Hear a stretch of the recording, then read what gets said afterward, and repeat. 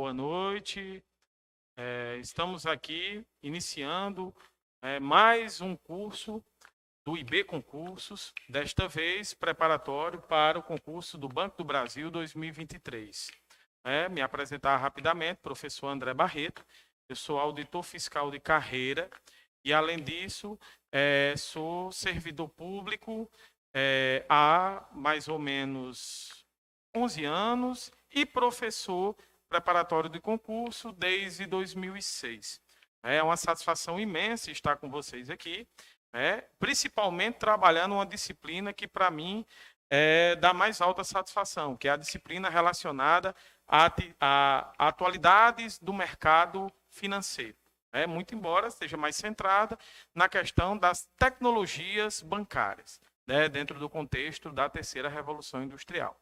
Aqui nós estamos com a atividade não só presencial, a Milena, o Arthur, já saudá-los aqui pela presença, e todos os demais que estão nos assistindo a partir dos nossos veículos virtuais. Então, saudá-los também. Inicialmente dizer que esse é um curso voltado, nós vamos ter todas as nossas aulas, elas vão ter o equilíbrio entre a parte teórica e questões. Vamos dar o conteúdo da melhor forma possível, de forma mais objetiva, mas centrada realmente no estilo Sesc Gran Rio, dentro daquela, trazendo para vocês o estilo de questões, aquilo que efetivamente interessa. É importante que vocês tenham em mente a necessidade de filtrar o edital. Como é que se filtra o edital? Nós temos os conteúdos, serão 5 questões. Então, dessas 5 questões, nós temos que saber mais ou menos o que cai. Então, para cada assunto que eu vou trabalhar para vocês, eu também vou cuidar de dizer qual é a maior importância, qual o grau, qual o peso, para que vocês possam ir fazendo essa filtragem. Ou seja, o que é que eu tenho que estudar mais? Por exemplo, a questão das criptomoedas, eu preciso estudar a questão das inovações tecnológicas, a questão dos meios digitais de pagamento, e aí a gente vai evoluindo no sentido de mostrar a você o que é que a disciplina representa. Conversei com algumas pessoas esses dias, e algumas pessoas até angustiadas com esse assunto, dizendo, meu Deus, atualidades do mercado financeiro. Eu vou resumir para vocês, basicamente, o que é essa disciplina da parte de conhecimentos gerais. Simples. Hoje, os bancos, principalmente após a pandemia, eles tiveram, por conta da questão das pessoas ficarem em casa, por conta da questão de que a necessidade de isolamento social, as pessoas, os bancos tiveram que investir em tecnologias que pudessem permitir a adaptação a essas novas conjunturas que tinham se estabelecido ali, principalmente a partir de 2020. Era um movimento que já vinha acontecendo, esse movimento de tecnologização das atividades bancárias e financeiras. Boa noite, seja bem-vinda. Mas é óbvio que situações como pandemias, elas aceleram processos históricos. Há quem diga que pandemias, guerras, revoluções, elas aceleram processos históricos, tornam o fluxo deles mais rápido. E foi o que aconteceu nesse caso. A tecnologização das operações, das transações, o processo de inovação no surgimento de novas ferramentas que permitam a otimização de transações bancárias. Então, é basicamente sobre isso que nós vamos falar. A maioria das coisas que nós vamos discutir aqui são do senso comum. Então, se nós vamos discutir a questão do Pix, se nós vamos discutir pagamento com QR Code, contactless, que é a questão por aproximação, se a gente vai discutir questões relacionadas ao uso da inteligência artificial, machine learning, a questão da criptografia, a questão da cibersegurança, a questão das clouds, dos processos acontecendo em nuvem para otimizar a questão dos bancos de dados. Então, todas essas questões, elas não são afetas ao sistema bancário ou ao sistema financeiro. Basicamente, todas as instâncias da vida humana, todos os empreendimentos, todas as nossas atividades, hoje estão sujeitas a essas tecnologias, que nós chamamos tecnologias da terceira revolução industrial, ou indústria, né? Terceira revolução, e agora a gente já evoluindo para a quarta revolução industrial, indústria 4.0, com seus paradigmas, né, que estão aí em construção desde 2010. Então, resumindo, o que é que a nossa disciplina vai tratar? Ela vai tratar de como as instituições bancárias e financeiras estão incorporando as novas tecnologias, as tecnologias mais atuais, para efetivamente melhorar a sua relação com o cliente, melhorar os seus processos de transação bancária, dar mais segurança a esses processos de transação e efetivamente criar mecanismos, né, que eu vou dizer que são as evoluções da moeda, as evoluções dos meios de pagamento e como essa situação está atualmente. Ou seja, não adianta a gente discutir como a situação estava em 2020, 2021, não. A gente precisa saber, no cenário, na transição de 2022 para 2023, qual é a situação atual. Mostrando aí, vocês já estão com o nosso material, esse é o material da nossa primeira aula, né? E aí vocês já têm nesse primeiro slide, né, o conteúdo do curso. Né? Então, nós vamos trabalhar a aula de hoje. Ela é sobre os bancos na era digital, atualidades, tendências e desafios. Vamos trabalhar tanto internet, mobile, como Open Bank, e eu vou falar um pouco também sobre o Open Finance, né? Os novos modelos de negócios, né? As grandes empresas que hoje concorrem com os modelos tradicionais de bancos, dentre elas nós podemos destacar as fintechs, que são as empresas de tecnologia financeira, né? As startups, né? E as big techs. Então, são as gigantes da tecnologia que hoje concorrem com os bancos. Elas apresentam soluções de tecnologia. Elas não são bancos propriamente dito, mas as tecnologias financeiras que elas desenvolvem, as soluções de tecnologia que elas desenvolvem, acabam ganhando um espaço que tradicionalmente pertencia aos bancos. E isso cria um dilema para as instituições que integram o sistema financeiro nacional, mais especificamente os bancos, no sentido de dizer, precisamos nos atualizar, precisamos incorporar essas tecnologias, precisamos exigir que o governo promova um processo de regulação, como recentemente, agora no final do mês de dezembro, né, do ano passado, nós tivemos a publicação de uma lei que regulou os chamados ativos virtuais. Né? Aquilo que a gente chamava até agora de criptomoedas, legalmente, a partir da lei 14.478 de dezembro de 2022, nós já temos um processo de regulação, inclusive com a terminologia jurídica, né? A regulação dos ativos virtuais, inclusive com a inclusão de tipos penais, né? Ou seja, com o processo de criminalização. Então, isso já é um fator de atualidade. Imagine que hoje, se você perguntar, os ativos virtuais, eles têm regulamentação no país, tem lei, né? A partir de dezembro do ano passado já tem. Então, é algo que já é uma atualidade do sistema financeiro, clássico e estrategicamente podendo ser cobrada na prova do concurso. Então, é sobre isso. Não é necessariamente saber o que de tecnologia está sendo incorporada, né? Quais são as novas realidades tecnológicas que estão sendo incorporadas ao mundo do sistema financeiro, mas saber o estado em que elas estão atualmente. Né? E os paradigmas que essas instituições, os desafios, as ferramentas e os instrumentos que essas instituições elas têm à sua disposição. Então, essa é a nossa missão aqui. Então, recursos como Internet Bank, né, Mobile Bank, Open Finance, modelos de negócios, sistemas, bancos sombra, que nós vamos falar um pouco sobre essa questão de como são essas instituições sombra, que operam à sombra do sistema financeiro, das instituições, mas não vá se assustar achando que é algo realmente ilegal, não é isso. Elas são chamadas de sombra por um motivo. Né? As funções da moeda, como a moeda, eu acredito que a banca ela vai explorar muito nessa questão da atualidade o futuro da moeda. como a moeda vai evoluir, o que vai ser a moeda daqui para frente, como vai ficar a questão da moeda tradicional, no que a moeda vai se transformar, como nós vamos estar trabalhando não só com as moedas ditas virtuais, mas também as moedas quais são outros meios de pagamentos que possam vir a substituí-la, a questão do dinheiro na era digital, o blockchain, que é um grande banco de dados que registra as operações de criptomoeda, é como se fosse uma espécie de livro contábil público de registro das operações com criptomoedas. Isso é uma blockchain. Então, claro que tem mais detalhes para a gente ver sobre isso.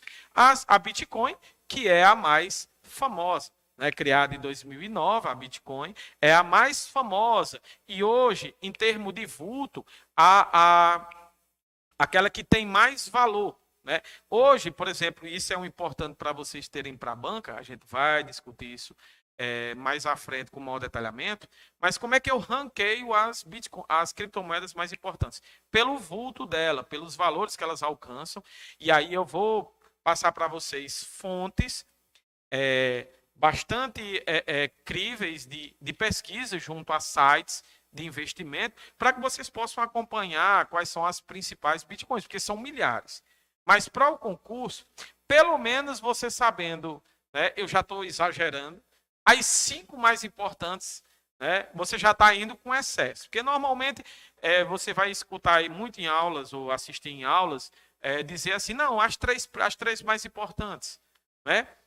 A Bitcoin, a Ethereum e a Tether. Mas aí a gente pode trabalhar uma margem bem maior para diminuir o risco de que ele fale alguma dessas mais importantes, da qual vocês não possam ou venham a escapar. E aí, mas são milhares, não tem. Pode esquecer essa perspectiva de eu vou memorizar todas as criptomoedas. Nem é o caso. Você vai precisar conhecer já de bom tamanho as 5 mais importantes, e o critério para definição de importância, como eu já disse, é o valor negociado delas em bilhões de dólares. Um site hoje em que você pode estar verificando isso que eu estou dizendo é o BR Investing. O BR Investing é um site em que você tem essas cotações acontecendo e você tem essa hierarquização. E eu vou falar muito em sites e fontes de pesquisa, para que vocês possam ir acompanhando essa evolução, esse processo de cotação, de uma maneira bem simples, nada muito complexo, tá bom? Além disso, nós vamos ter os espaços de negociação, os marketplaces, questão de como é que está hoje a função dos correspondentes, arranjos de pagamentos e a questão dos instrumentos de pagamento instantâneo ou imediato. Dentre eles, o edital destacou o Pix, mas por uma questão de desencargo a gente fala das principais, dos principais instrumentos que a gente tem nesse sentido. A gente tem a questão de segmentação e interação digital, e o processo que a gente chama de transformação digital do sistema financeiro. O que é a transformação digital? Esse item 15, quando você estuda tudo isso, os 14 itens, o que é que você está fazendo? Você está estudando os principais instrumentos que estão permitindo ao sistema financeiro nacional, que vocês já viram, quem teve a oportunidade, e é importante que vocês acompanhem toda semana, gratuita, que o IB Cursos está disponibilizando, para que você possa ter acesso às aulas, às estratégias didáticas dos professores, à qualidade do nosso material digital. E é importante que você venha e acompanhe todas essas aulas. E quem já vem acompanhando desde segunda, desde quando iniciou, já teve a oportunidade de perceber, já teve uma primeira aula sobre a questão do sistema financeiro, viu o contexto, viu a importância. Então, basicamente, ao estudar os 14 itens, você conclui pelo 15º, que é o quê? São os meios pelo qual as instituições do sistema financeiro e de fora dele estão promovendo, estão incorporando essas novas tecnologias. Tá bom? Então, é a única vez em que eu vou precisar fazer uma passada rápida por todos esses tópicos, porque aula a aula agora nós vamos evoluir. Vão ter algumas aulas em que a gente vai trabalhar mais de um tópico desse. Por exemplo, na próxima aula, a gente fechando esse tópico hoje direitinho, na próxima aula nós já vamos trabalhar num conteúdo só. Internet, mobile, open bank. Então a gente já consegue trabalhar todos esses. E aí a gente, com o tempo, a gente vai avançando com 2, 3 tópicos em uma aula só. Sempre uma primeira parte, meia hora, 40 minutos de exposição teórica, e depois evoluindo com questões para que a gente possa andar da melhor forma possível. Tá bom? Essa primeira aula é uma aula de nivelamento, é uma aula de apresentação, para que vocês possam entender como é a dinâmica e divulgar, divulgar e divulgar. É um projeto muito bem estruturado, muito bem organizado, com a finalidade de ajudar vocês, todos vocês, a serem aprovados dentro das vagas desse concurso, que é um concurso tão importante. Tá bom? Então, pode passar.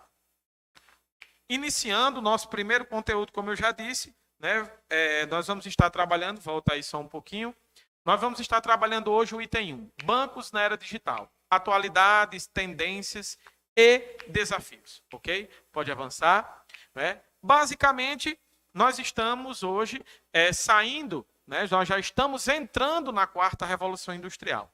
Mas boa parte dos recursos tecnológicos que estão sendo incorporados, eles foram construídos na 3ª Revolução. Mas hoje, oficialmente, né, já se discute a questão da indústria 4.0, é fato. Mas os produtos de tecnologia que estão sendo incorporados hoje, eles resultam de um processo de revolução técnico, científica e informacional que se iniciou no que a gente chama de 3ª Revolução. E quando a gente fala de terceira, nós estamos falando de tecnologias que vão além da automação. Dentre elas, as tecnologias que estão mais centradas na questão de processamento de dados, inteligência artificial, o que mais? A questão de processos cada vez mais eficientes de computação, né? E a forma como a internet evolui para ser o que a gente chama de ciberespaço. O que é o ciberespaço?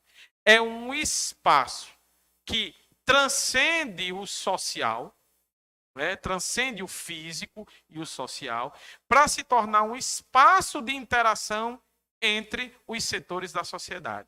Primeiro setor, governo. Segundo setor, iniciativa privada com fins lucrativos. Terceiro setor, iniciativa privada sem fins lucrativos. Então, os setores sociais começam a interagir dentro do ciberespaço. Hoje a gente tem a possibilidade de verdadeiros empreendimentos virtuais estarem ocorrendo. E hoje, no contexto da 4ª Revolução, o que é que está acontecendo? Está acontecendo a convergência dessas tecnologias. Várias tecnologias que foram desenvolvidas ao longo da 3ª Revolução, agora, a partir de 2010, elas estão, desde 2010, elas estão experimentando um processo de convergência. E essa convergência está criando um processo, uma verdadeira revolução. Hoje eu posso ter todo um empreendimento virtual, você visitá-lo virtualmente, você promover compras dentro desse ambiente virtual. Então, é o processo que a gente chama de virtualização das relações sociais. E isso é um processo que está se iniciando. Conforme as tecnologias evoluem, esse processo ele vai ficando cada vez mais intenso. Cada vez mais a nossa realidade humana, dentro da medida do possível, vai sendo passado para o mundo digital. Isso é muito impactante e as instituições financeiras não podiam ficar de fora. Pode passar.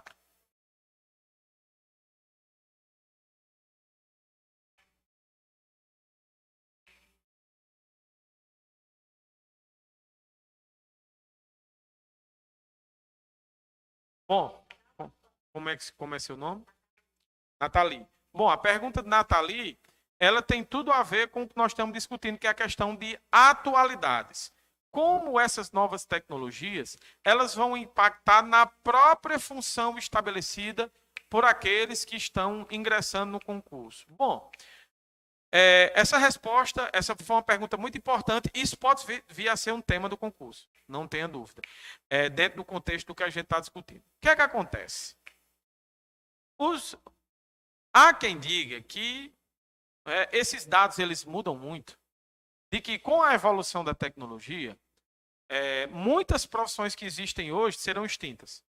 E a maioria das profissões que vão existir daqui a 20, 30 anos ainda não existem.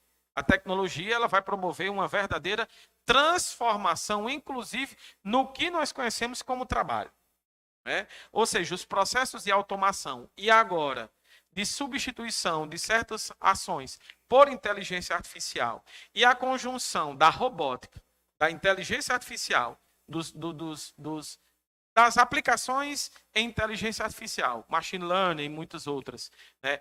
E aspectos como computação quântica vão reestruturar tudo. O que vai sobrar para os profissionais do futuro, independente de serem eles escriturários, agentes comerciais, né, técnicos na área de informática, de tecnologia da informação e comunicação, o que vai sobrar? As saídas criativas. As saídas criativas, ou seja, de que forma o elemento humano, de que forma o processo de criação, de criatividade, de que forma a interação humana ela continuará sendo diferencial diante de tantas tecnologias que nós tememos para que elas nos substituam. Então, esse processo para os bancos, ele ainda está muito centrado na questão da automação dos processos. Obviamente, se você isso é fato público e notório, de um tempo para cá a gente já vê o impacto disso na relação do pessoal, né? A forma como as tecnologias foram simplificando e diminuindo gradativamente o quantitativo, as demandas de funcionários em concursos do Banco do Brasil e até o perfil. Mas tem um detalhe importante. A própria exigência do conteúdo do programa já mostra muito o que é que você vai precisar fazer no banco. Ou seja, você vai precisar exercer as funções que são típicas do escriturário, mas compreendendo-as dentro de um ambiente tecnológico. Ou seja, até onde a tecnologia me auxilia na resolução do meu trabalho. A questão do relacionamento com o cliente, o processo de fidelização com o cliente, a questão das novas ideias para otimização de rotinas dentro das agências, a contribuição ainda para a construção e manutenção da cultura organizacional, né? Elas passam ainda a ser ferramentas importantes para não todos os colaboradores do Banco do Brasil. É um processo em construção, esse processo que a gente chama de transição digital das instituições financeiras, ele não é um processo pronto e acabado. É algo que a gente vislumbra também, em parte, muito para o futuro. Mas só o fato do banco ainda se preocupar com recursos humanos mostra que o banco entende a importância desses mesmos recursos humanos, principalmente nesses aspectos que eu falei. A necessidade de você humanizar o atendimento, né? A necessidade, porque nós temos que saber que por trás da inteligência artificial existe alguém que programa. Esse processo ainda vai requerer das instituições do sistema financeiro um grande aporte de investimentos, entender o seu papel dentro do processo e principalmente, e aí a importância, principalmente para quem está me ouvindo e é da área de tecnologia de informação, a importância que esses profissionais vão ter para garantir, talvez o aspecto mais importante de toda essa transição, segurança. Segurança diante de hackeamentos, a questão, né, da segurança das transações, para garantir aos usuários confiabilidade. Mas, por enquanto, resumindo tudo, o ponto mais importante é a questão do elemento humano, principalmente no trato com o cliente, na questão da cultura organizacional, mas é óbvio que isso é uma discussão impactante, né? Até onde as tecnologias vão me substituir e o que eu vou precisar incorporar ao meu elemento de trabalho para eu me manter não só necessário, para eu continuar fazendo a diferença para além daquilo que efetivamente me levou à vaga, ao exercício do emprego público, que foi a aprovação. Isso vai passar a ser um desafio a cada dia, você não tem a dúvida. Mas o elemento humano ele ainda faz a diferença, principalmente no que se refere à relação com o cliente. No que ainda é possível se fazer no atendimento presencial, que ainda é possível. Mas é um processo desafiador. A gente respira fundo, porque a gente sabe que com o tempo essas tecnologias elas ainda vão avançar. Muito embora no Brasil esse processo ainda ele está ocorrendo, como eu disse a vocês, a pandemia ela acelerou esse processo, né? E não tem mais como voltar, é algo que vai ser daqui para frente. mas o banco ainda entende a importância dos recursos humanos. Ainda não dá para substituir todo mundo e a gente vai precisar entender como nós vamos agregar. Vocês, se Deus quiser, todos que estão me ouvindo, me assistindo, vão passar nesse concurso, os que estão aqui, e vai ser um desafio para vocês dizer como eu vou poder interagir com as tecnologias. Citando aqui um exemplo, né, da questão, eu acho muito interessante nessa questão das tecnologias, de um personagem de um filme da Marvel, né, que é o Tony Stark. A relação do Tony Stark com uma tecnologia de inteligência artificial chamada Jarvis, né, e mostrava muito. Né, para mim, aquele referencial, claro que dentro de uma narrativa um pouco superficial, mas ele nos traz uma reflexão importante. Quem era o Tony Stark no processo? Era a criatividade. Era aquele insight que só o ser humano tem. O que era a tecnologia? A inteligência artificial? Processamento de dados, informações, input, processamento e output. Aquilo que se pensava e que dependia de uma análise de volume massivo de dados para trazer as respostas que eu preciso, é aquela otimização dos processos dentro de uma ideia que eu montei e a forma como isso ocorria de maneira rápida. Esse era o processo de interação que ocorria. Então, a nossa relação ali é um relacionamento ideal. Claro que construído em nível ficcional, dentro de uma narrativa um pouco mais perfunctória, superficial, mas eu entendo muito que aquilo é um ponto de partida de reflexão para isso. Né? Mas dentro do que a gente está falando aqui, que é atualidades, dentro do tema, é perfeitamente pertinente. Então, agradeço a pergunta. Né? Depois, se tiver, eu vou abrir mais para dúvidas dos que estão nos acompanhando pelo nosso ambiente virtual. Né? E aí, a qualquer momento que surgir alguma pergunta, tu já pode me interromper. Por enquanto, a gente vai avançando aqui. Quais são os tópicos? Primeiramente, a evolução do consumidor digital. O setor bancário ele está em uma constante evolução, porque agora eu tenho um consumidor digital. Ele está navegando 2 horas da manhã, acha um produto bacana, acha uma promoção de viagem, acha alguma coisa, e ele quer ter a possibilidade de poder fazer a transação financeira de contratação naquele momento. Quantos de vocês, até algum de vocês aqui, pode ter tido já recentemente essa coisa, perdi o sono, deixa eu ir olhar aqui, né? Ou então uma coisa que você sabe que pesquisando pela madrugada é maior. Então, o consumidor, a primeira coisa que as instituições vão precisar fazer é entender quem é o consumidor atual. Né? E como ele está, o processo de imersão do consumidor na rede, o tempo que ele passa nas redes, o que ele consome, o que ele procura, o que ele deseja, principalmente dentro desse processo, nessa função dele como consumidor, e de que forma o sistema financeiro pode suprir a necessidade dele com meios ágeis e seguros. Então, entender o comportamento do consumidor. Os clientes se acostumaram com o ritmo acelerado da inovação e os bancos continuam a ampliar as fronteiras. Não tem mais como voltar atrás. Eu costumo dizer que talvez o ponto mais capilarizado e popularizado disso seja o Pix. E o ritmo foi tão rápido dessa questão da absorção do Pix, a forma como as pessoas acolheram o Pix, que hoje o Pix já inspira atenção no sentido de educação digital das pessoas, para que elas não caiam em golpes, em condutas ilícitas envolvendo o Pix. Hoje a situação é grave porque assim, o Pix feito, então a questão de introduzir novas ferramentas de reversibilidade do Pix feito, como é que a gente vai trabalhar, a forma como os órgãos públicos hoje usam do instrumento do Pix para garantir, antigamente que eu digo, para mim, 5, 10 anos é antigamente. Os processos de pagamento dos boletos de instituições públicas, como é que eles funcionavam? A pessoa pagava um boleto hoje, certo? E aí ela precisava, por exemplo, era um imposto que ela pagou para poder ter acesso a uma certidão negativa de débitos. Então ela pagava o boleto, por exemplo, 3 horas da tarde, tinha que esperar virar o dia para que houvesse o processamento do arquivo, a gente chama baixa, bancários, arquivos de retorno, as remessas de retorno, que fossem enviadas pelo banco no processamento daquele pagamento, para que seja dado baixa no outro dia, você tem que esperar o outro dia.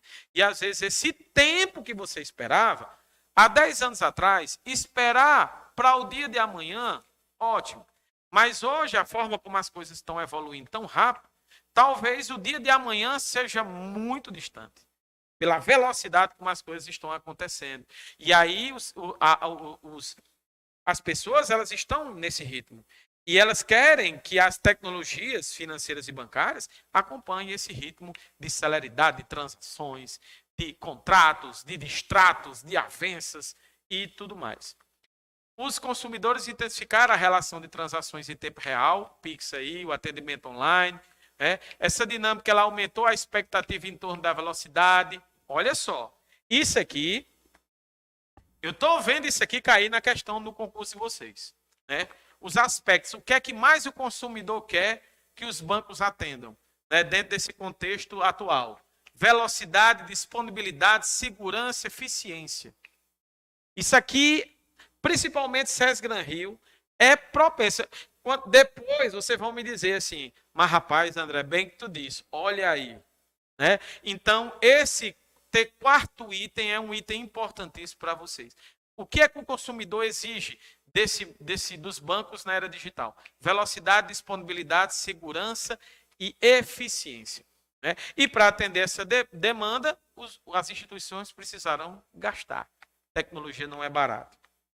É aí onde entram as startups, que são as empresas, aquelas empresas projeto de implantação que caracterizam-se por inovação. Ali, normalmente fala startup, já se lembra logo do Vale do Silício. Dentro das startups, aquelas que investem em tecnologias para o mundo financeiro, as infotechs, e dentro do contexto das infotechs, aquelas que ganham uma robustez tão grande, não só financeira, de estrutura, mas de impacto no mundo econômico, que passam a ser chamadas, não necessariamente só na área financeira, mas dentre elas passam a ser chamadas de Big Techs. Ah, André, mas só tem Big Tech no mercado financeiro? Não. Mas essas empresas, sejam elas, nós vamos discutir depois bem detalhadozinho o conceito de cada um, as diferenças, mas startups, infotechs, que são as infotechs não, perdão, as fintechs, que são as tecnologias financeiras. E as big techs, elas começam a oferecer soluções e tecnologia para o banco. Então, o Banco do Brasil precisa evoluir num determinado ponto. Ele tem duas opções, o Banco do Brasil. Uma, criar todo um setor de pesquisa e desenvolvimento e inovação na área de TI, ou contratar uma solução de tecnologia de uma empresa que já tenha produzido isso. É aí onde o que foi que aconteceu? Essas empresas cresceram tanto e ganharam importância que elas passaram a dizer, bom, eu tenho uma tecnologia que todos os bancos dependem. Então, será se eu não sou uma empresa para ter influência dentro do mercado financeiro? Então, esse é o ponto. Um dos desafios das instituições bancárias hoje é competir com essas empresas. A questão da competitividade e hoje evoluírem no sentido de que os governos, eles investam em normas para dizer até onde a infotech entra e até onde o banco entra. Quando o infotech pode concorrer com o banco, até onde, o que vai ser dos bancos tradicionais. Então, a mesma pergunta que você faz em relação... como é teu nome? A primeira pergunta que a Nathalie fez, como é que vai ficar o funcionário do banco em relação a essas novas tecnologias? Os bancos também estão se fazendo. Como os bancos tradicionais vão ter que fazer essa transição digital, inclusive sabendo que tem potências tecnológicas que fazem, dos quais elas se tornam dependentes, no que se refere a esses mesmos recursos. E aí vai depender muito de investimento. Investimento em inovações, em novas ideias, em novos recursos. E isso aí é algo muito importante. Então, isso aqui é para centralizar vocês no que é basicamente o tema do nosso conteúdo aqui. Pode avançar? Só alguns dados para vocês. E aí é importante que vocês tenham acesso. Isso aí é de fácil pesquisa. Você coloca no Google assim. FEBRABAN, Tecnologia Bancária 2022. FEBRABAN, Tecnologia Bancária 2022. Lá você vai ter o estudo que foi feito de 2022 referente aos dados de 2021, fazendo um comparativo de 2022 e 2021, onde foi feita uma pesquisa usando como referência as instituições do sistema financeiro, no que se refere a como elas se veem dentro desse processo. Né? O que é que elas vão precisar fazer daqui para diante? Como os bancos se veem dentro desse processo? Né? E aí, está aí a prioridade dos bancos em 2022, tornou-se padrão na indústria para proporcionar uma melhor experiência para os clientes. Veja, a questão de proporcionar uma melhor experiência para o cliente, seja por meio de tecnologias ou por meio dos seus recursos humanos. Nos canais digitais, eficiência através da digitalização das operações, levando o setor a explorar temas que antes nem eram preocupação do banco. Né? E aí boa parte dessas prioridades, elas vão alavancar os canais digitais. Né? Aqui você tem algumas prioridades dos bancos em 2022 e que vão tentar operacionalizar em 2023. Né? É como se eu tivesse feito uma pesquisa entre os bancos para ver o que é que os bancos entendem como prioridade. E aí a gente está entrando na mente de uma parte, de um segmento do sistema financeiro nacional, para a partir daí entender um pouco dessa dinâmica. Nós estamos realmente no cerne da questão, naquilo que é mais importante. 78% falou em análise e exploração dos dados obtidos via Open Finance. Open Bank é disponibilização de dados, né? E intercâmbio de dados dos usuários bancários entre instituições diferentes, porque hoje esse processo de tráfico de informações é fechado dentro das instituições bancárias e poder fazer o compartilhamento entre os bancos, as diversas instituições bancárias. Né? E, obviamente, pela interação do usuário e pela autorização do usuário. Isso é o que a gente chama de Open Bank. E dentro do Open Bank, algo que é muito mais amplo, permitir esse compartilhamento e essa interação mais ampla, não só entre bancos diferentes, Open Bank, mas entre instituições financeiras. E aí é onde entra a questão do Open Finance. Né? 78% transformação cultural do banco, da cultura organizacional, para que efetivamente todo colaborador do banco entenda a importância, não adianta nada o banco pensar numa transição digital se os seus colaboradores também não pensam. Então, é o processo de transformação da cultura organizacional, né, das instituições bancárias, e não só bancárias, mas financeiras também. 39%, a questão dos superstores, super apps financeiros, ou seja, que são as aplicações de tecnologia, principalmente no ambiente mobile bank, né, que é o que? São as aplicações móveis para celular. Cada vez mais, eu não chamo mais de celular, nem chamo de smartphone. Para mim, o termo correto para essa coisinha que a gente anda com ela hoje, ou coisona ou coisinha, dependendo do tamanho, é dispositivo de convergência tecnológica. Isso aqui é um dispositivo de convergência. Antes de você comprar isso aqui, perguntava, e aí, ele liga, como é a ligação? É boa? Não. Hoje eu não quero saber se ele liga. Hoje eu quero saber o quê? Como é a questão da câmera, eu quero saber hoje como é a questão, quantos é a velocidade do processador, quero saber quantos gigas de memória. Então, o que a gente exigia das tecnologias de comunicação antigamente não é o que a gente exige hoje. Eu quero saber se ele aguenta o rojão. Se ele aguenta o rojão informacional, se ele aguenta, eu estou transferindo minha vida todinha para aqui para dentro, no que é possível transferir. E dentre elas, aquela pergunta que sempre se faz, o que é que a gente faz hoje, direto ou indiretamente, que não depende de uma instituição financeira? Né? O que é que a gente faz? Vocês aprenderam que o sistema financeiro, ele se baseia essencialmente em quê? O sistema financeiro. Ele se baseia essencialmente, né? Você tem, de um lado, os agentes superavitários, que são aqueles que têm muito dinheiro e não têm com o que gastar, e querem investir, né? Fazer dinheiro, gerar dinheiro. Do outro lado, você tem os deficitários.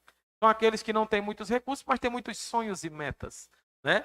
E aí precisam de recursos. E no meio, você tem as instituições que mediam a relação entre esses dois. Entre elas, a mais importante nesse contexto são os bancos.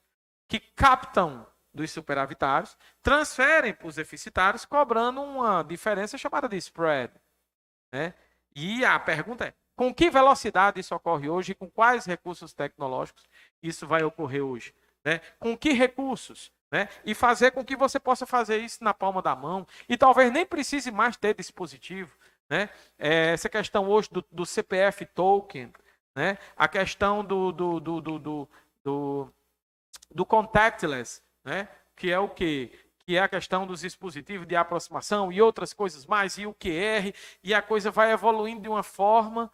Né? E esses dias eu fui num determinado mercantil, né? Não vou fazer publicidade aqui, né? Mas era um mercantil, quem é daqui da cidade, né? Quem está assistindo de fora, não sei. Mas aqui no Crato, eu fui num mercantil que tinha um caixa eletrônico lá, não era uma pessoa, era um equipamento. Você passava, colocava aqui, ele pesava, você passava o código de barra, passava no outro, ele ia registrando pela diferença de peso e pelo código de barra todos os produtos. Depois você ia lá, usava seu cartão de crédito, débito, QR Code, vai lá, passa, acabou. Aquela coisa de... E com o tempo, hoje é uma tecnologia que ainda trava, pelo menos na minha percepção e experiência individual, ela trava, ela tem algumas dificuldades, mas a tendência aí é de evoluir. A tendência é de que esse processo torne um ponto que aí você vai perguntar, e o caixa e a função, como é que ela vai ficar no futuro? Né? Quanto tempo mais nós ainda vamos ter caixas humanos fazendo aquele processo de passar mercadoria, de cobrar, de interagir com os clientes? A mesma coisa acontece com os bancos. Essa talvez tenha sido a pergunta emblemática que você fez, né, na data de hoje. E aí eles evoluem em apps, né? Depois hoje, esses dias eu fui tirar uma dúvida com um colaborador de um banco privado e ele me disse o seguinte, ele disse dessa forma, quando tiver pronto, quando tiver disponível, basta você olhar no app, o app vai avisar. Né? Então, assim, das duas uma. Ou não quero mais, não precisa. Né? Ou então, efetivamente, era para que aquilo eu não tivesse que gastar nem os minutos, perder minutos da minha vida para ligar para ela, porque o app vai avisar, espere pelo app. E os apps hoje, o que é que eles fazem? Eles fazem muita coisa, as aplicações bancárias, né? E a questão hoje é portabilidade dessas aplicações. Né? Consultoria financeira baseada em dados, né? Uma das tecnologias dentro desse ambiente, dessa realidade chamada de inteligência artificial, nós temos diversas aplicações, diversos recursos. Né? Aprendizagem de máquina, redes neurais, nós temos a questão da linguagem de máquina, né? E temos também um ponto chamado de data science. O que é o data science? Data science é uma aplicação ou ciência de dados que tem como função o quê? Fazer análise de dados não estruturados, de informações produzidas pelos usuários dos aplicativos. Então, enquanto o usuário está experienciando naquele ambiente, existe uma rotina que está gerando dados, metadados, que vai me dar um perfil sobre aquela pessoa. Isso aí é um exemplo de milhares de aplicações que você tem para a ciência de dados. Mas a questão está, analisar dados para daí extrair perfis. Então, eu saio de modelos regressivos para modelos preditivos. Para que o sistema me diga o seguinte, uma análise de perfil de um cliente, uma análise da capacidade de pagamento, considerando não só dados estáticos que o cliente me mostrou naquele momento, mas qual é a tendência considerando uma conjuntura mais ampla de que aquela situação dele de que aquela situação dele permaneça para daqui a 5 anos. Antes os dados eram muito restritos. Hoje o volume de processamento e de cruzamento de dados para extrair um perfil conjuntural muito mais se dedica sobre nós e os bancos querem isso. Hoje, por meio desses recursos, essas instituições podem saber mais da gente do que nós mesmos. É algo assustador. Né? E a ciência de dados ele é um recurso nesse sentido. O processo de reformulação das agências, né? O que vai ser a agência, o que vai ser uma agência bancária daqui a 20 anos? Né? Principalmente eu fiz essa pergunta num outro curso que eu estava ministrando, e numa outra sala de aula, e a pessoa me perguntou, vem a pergunta, será se ainda vai existir a agência física daqui a 20, 30 anos? Então, isso é uma questão, né? Muito embora esse processo, como eu já disse, no Brasil ele está avançando bastante, mas ainda há toda uma realidade para ser construída nesse sentido, né? As transações via dispositivos, né, os chamados aplicativos de comunicação, né? Aplicativos de comunicação, aí tem um exemplo do WhatsApp, porque é o mais popularizado, mas são vários. Eu poder fazer um pagamento via WhatsApp, não é passar o comprovante de pagamento para o WhatsApp, é fazer o pagamento, não só por ele, mas por outros, né? A construção da confiança do consumidor no que se refere a compartilhamento de dados. Hoje, provavelmente, nos aplicativos de vocês de bancários, vocês têm o banco pedindo a você, vamos aderir ao Open Banking, né? Antigamente era Open Banking. Antigamente, que eu digo, talvez há 2 anos atrás, né? 1 ano atrás, 6 meses. Antigamente, para nós que estamos discutindo atualidades, é isso. É um pouco, né, restrita a regressão. Então, Open Banking, hoje é Open Finance. O que é que eles querem? Eles querem que você compartilhe seus dados bancários com outras instituições, permita que seus dados sejam compartilhados. O problema é que eu preciso confiar na instituição, confiar nessa grande rede de compartilhamento de dados e de que ela traga alguma vantagem para mim, né? O consumidor ainda está muito com o pé atrás sobre essas questões, né? E os bancos também vão ter que investir em credibilidade, vão ter que investir em confiança do usuário. Tem um aspecto que também é muito importante que os bancos vão ter que enfrentar, que é a questão da portabilidade, né? Questão de portabilidade. Ou seja, hoje os mecanismos, não só o direito, a portabilidade enquanto direito, mas os instrumentos digitais que facilitam o processo de portabilidade, né? Eles tornam no mundo líquido, no mundo onde qualquer coisinha que me desagradar, eu saio do banco. Não quero. Não vou ficar nesse banco, não. Fazer a portabilidade. Tem gente que entra e diz, não, aqui é só para entrar o dinheiro aqui e já ser migrado para a minha outra conta, num outro banco, que eu tenho um relacionamento melhor, né? Então, como fazer com que efetivamente, né, segurar os nossos clientes, né? E, por fim, a expansão das transações e dos relacionamentos via chatbot, né? Hoje nós temos uma tecnologia que é o salve melhor juiz, me fugiu o nome agora, não lembro se é chat GPT. Então, tem uma tecnologia nova na área de inteligência artificial que é assustadora, né? Não só os processos de interação, como processos de construção de coisas a partir de textos, verdadeiros textos. Elabora um texto para mim nessa situação. Então, a inteligência artificial ela já está interagindo de uma maneira muito forte com a gente. Robôs, algoritmos, nós conversamos com eles em atendimentos, né, não só dentro do sistema financeiro, mas fora, né, dentro da interação cada vez mais rápida. Então, tudo isso exige uma demanda muito grande de investimentos. Pode passar. Quais serão, dentro desse contexto, quais serão os 3 grandes orientadores que aqui as instituições terão que ter enquanto desafios? Experiência geral do cliente, que tem expectativa de tempo zero. Não vamos dizer tempo zero, não é tempo zero. Mas é assim, eu quero coisa imediata. Hoje, antigamente, quando a gente conectava com a internet, tinha todo um processo de aguardo do carregamento da página.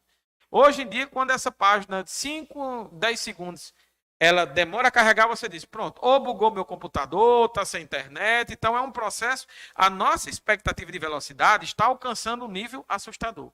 Isso tem um impacto, inclusive, no nosso processo de cognição e emocional, né, com o qual nós vamos ter que lidar. Senão, a gente vai acelerar, nós vamos acelerar de uma forma que, como é que a gente desacelera? Tem momentos em que nós precisamos desacelerar, né? Então, isso é um processo desafiador. Mas, enfim, o cliente quer tempo mais próximo de zero possível para transações. Segurança, mitigação, né, redução dos riscos para trazer mais tranquilidade e confiança para o cliente. Quando a operação é muito manual, fica mais susceptível de riscos, fraudes, enganos, erros, retrabalho.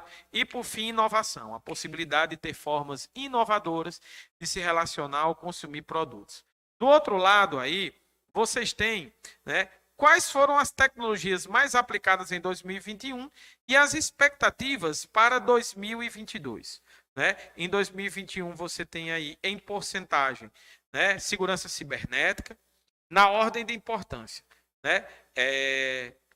Segurança, eu acredito que para o concurso é o tema mais importante. Segurança.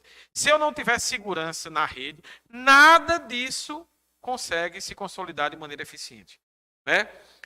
Inteligência artificial, uma banda de internet que consiga suportar tudo isso, porque cada vez mais tecnologias físicas e virtuais estão convergindo para um processamento só, um fenômeno que a gente chama de Internet of Things, né? Internet das coisas, e eu preciso ter um sinal de internet que consiga suportar o peso de tudo isso.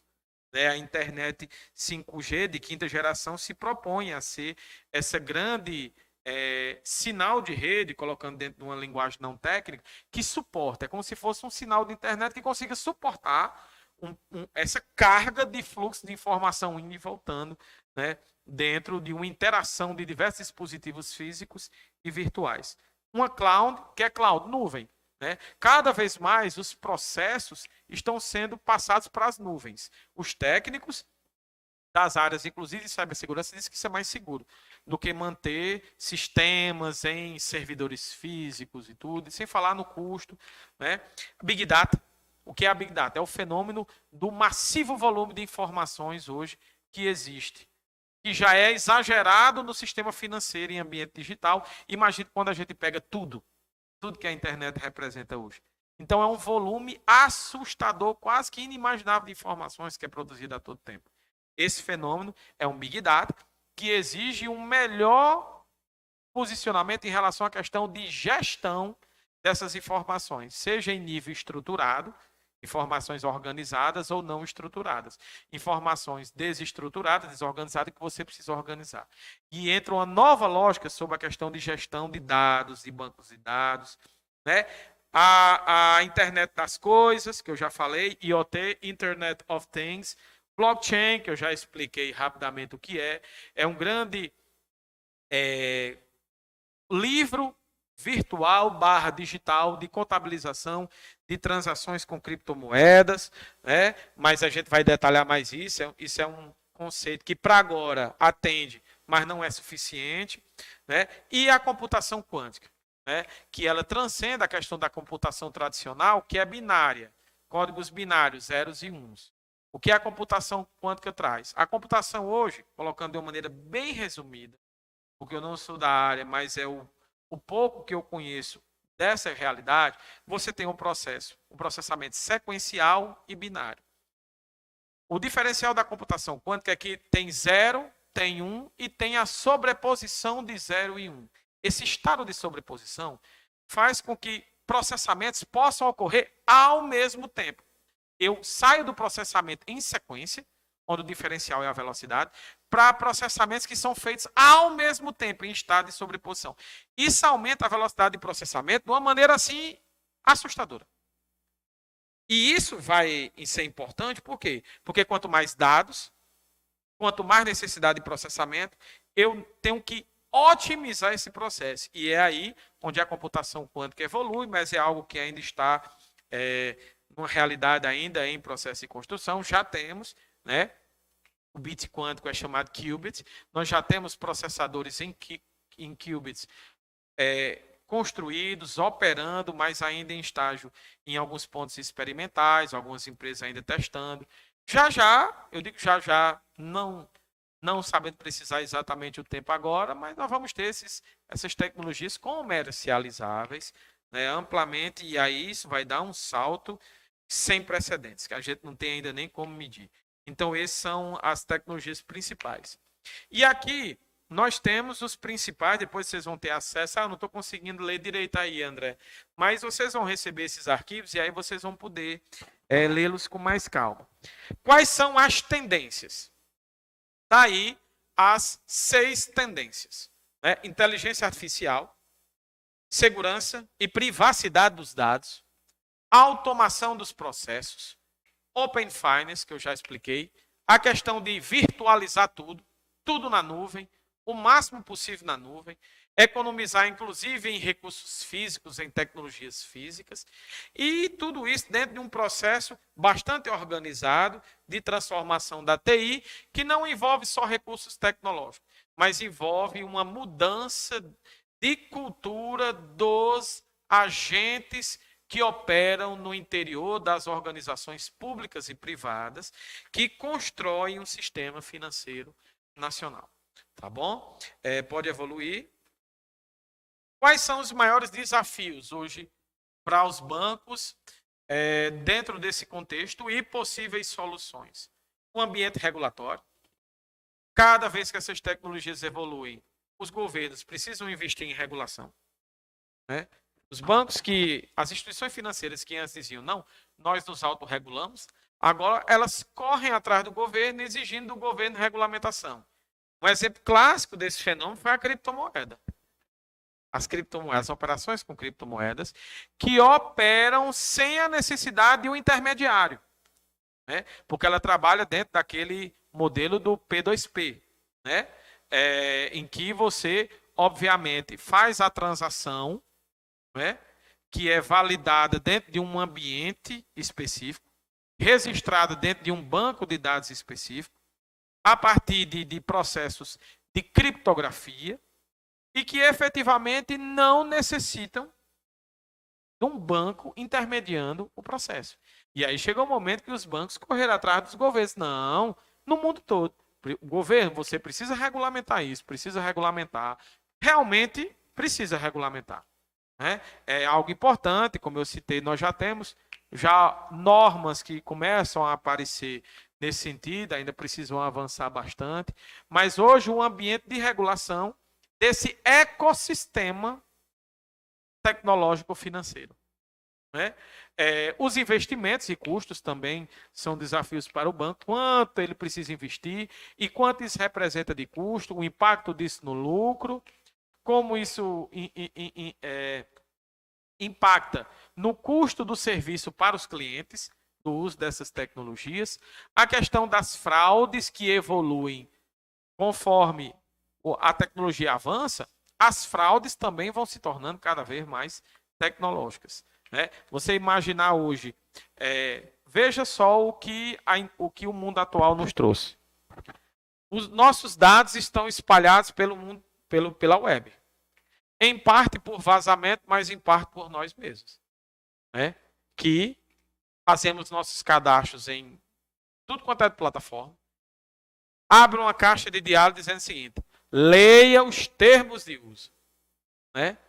E adiantou alguma coisa a gente criar aquela questão do aviso de que você vai experienciar naquele site. E enquanto você estiver experienciando os recursos do site, você está sendo analisado por um dispositivo de ciência de dados. Né? Está sendo feito perfil, esses perfis são compartilhados com outras entidades. Né? Você continua para tirar aquilo da tela e poder ler, você diz aceito e não quer saber. Então, do mesmo jeito, o eu concordo, hoje virou o eu aceito. Mas quantas vezes nós lemos aquilo ali? Para entender o peso e a consequência que aquilo tem. E aí nós estamos com nossos dados espalhados aí. Fotos nossas espalhadas nas redes.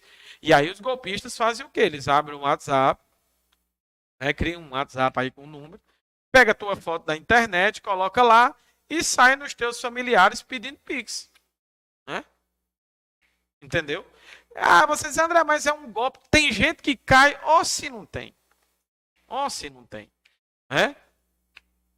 Hoje, claro que com o tempo, esse golpe, na mesma velocidade que ele foi criado, vai ser a velocidade com a qual ele vai. Mas aí os golpistas vão evoluindo em técnicas cada vez. Você imaginar, eu estava vendo uma situação hoje de uma pessoa que foi hackeada, teve seu Instagram hackeado, e colocaram uma página lá sobre questão de investimentos. A pessoa investia R$1.000 e recuperava 5.000, uma coisa assim. E aí, o que é que acontece? Tenta imaginar, transformaram você num agente do mercado financeiro aí.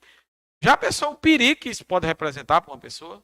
Em termos de monitoramento, fiscalização? Até que você prove que, né, tem todo um conjunto de danos que podem acontecer e que o ambiente tecnológico ainda, os governos, as instâncias de segurança cibernética ainda não evoluíram o suficiente para ajudar você, com a mesma velocidade que você sofreu o dano, a haver a recomposição. Né? E as instituições hoje elas estão se elas querem mediar, continuar mediando essas relações, elas vão ter que se preocupar com isso. Né?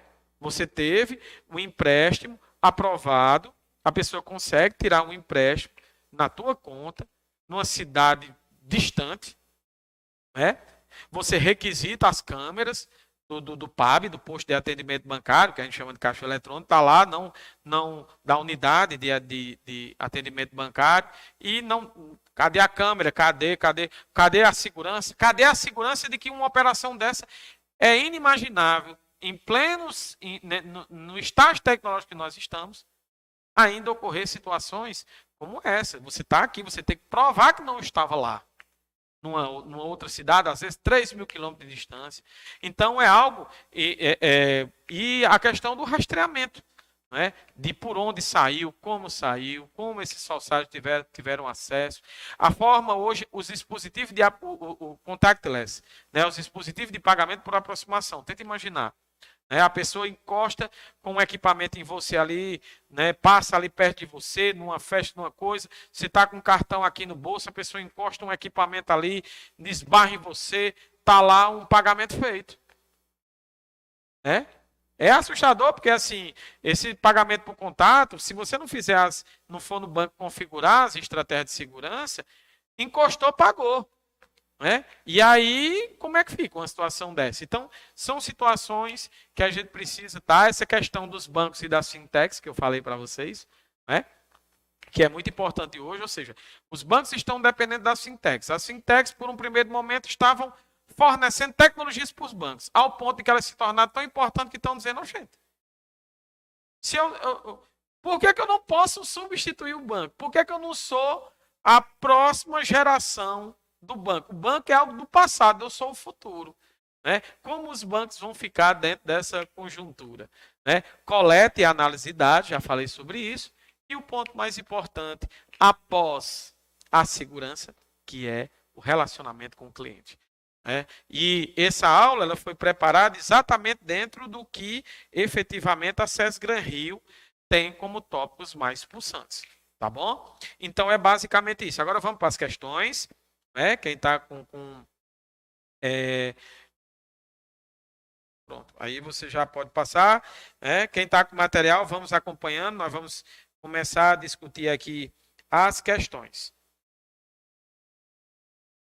Então, esperar aqui rapidamente só compartilhar com... Pronto. Primeira questão. A inserção dos bancos digitais no sistema financeiro nacional acarreta a disseminação de tecnologias e culturas inovadoras, dentre as quais merece menção. Então, aí nós temos algumas delas. Letra A, maior contato físico entre bancos e clientes. Na verdade, é o contrário. Né? Eu quero o contato físico, diminui. Com as chamadas iniciativas digitais. Quanto mais iniciativas digitais o banco usa, menor é o contato. Eu citei o exemplo agora. A pessoa disse, eu queria ir aí ver tal coisa. Não se preocupe não, que veja, fica acompanhando pelo aplicativo.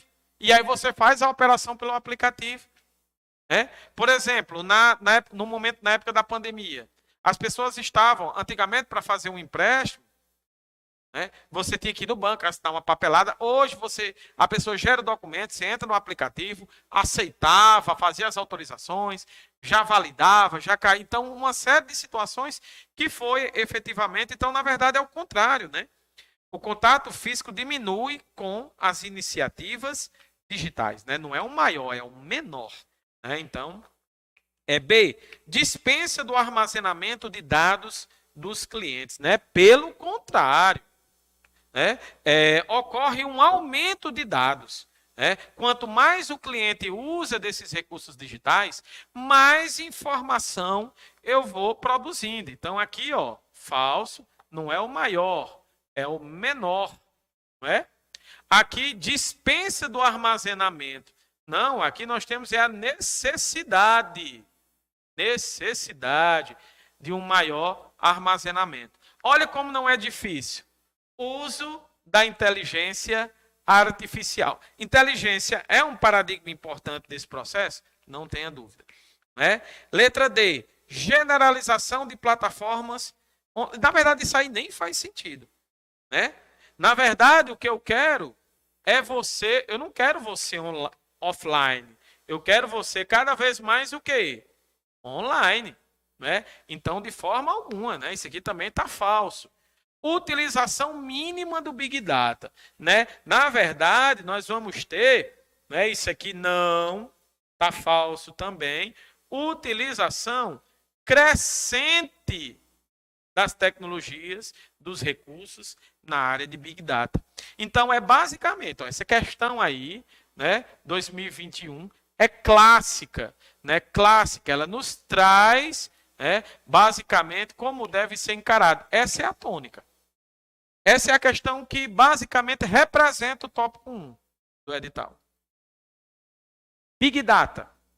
Vamos lá. Big Data é um fenômeno da internet que big é o quê?